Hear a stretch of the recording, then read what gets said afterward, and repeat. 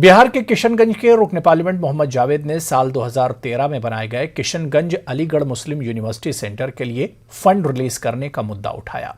मोहम्मद जावेद ने इस मामले को 377 के तहत उठाते हुए लिखा कि अब तक सिर्फ 10 करोड़ रुपए ही जारी किए गए हैं। उन्होंने मुतालबा किया कि टीचिंग और नॉन टीचिंग स्टाफ की तकर्री की जानी चाहिए। उन्होंने कहा कि सीमांचल इलाके को तालीमी तौर पर आगे बढ़ाने के लिए जरूरी है।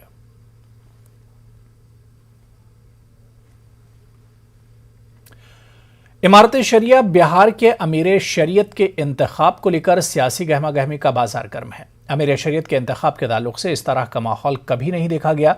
इमारत के मजलिस शूरा के अराकीन ने नायब अमीर शरीयत से मुलाकात कर इंतखाबात कराने के बजाय इत्तेफाक़ राय से अमीर का इंतखाब कराने की अपील की।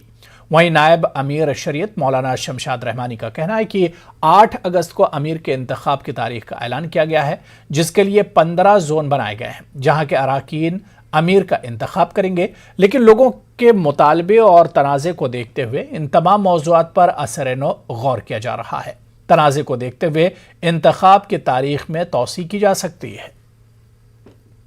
सभा नहीं, लोकसभा नहीं है कि यहाँ बाज़ाब्ते बैलेट पेपर छपेगा और यहाँ बूथ बनेगा।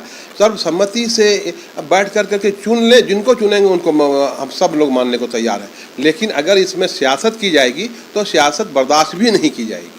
अगर आज उन्होंने दिया है कि आज का वक्त लिया है उन्होंने, अगर आज वो हम लोगों को फैसला कैंसिलेशन का नहीं सुनाते हैं तो हम लोग कल से हमारे शरिया में बैठ के धरना देंगे और किसी भी हालात में चुनाव नहीं होने देंगे। तो चलिए इस बुलेटिन में भी फिलहाल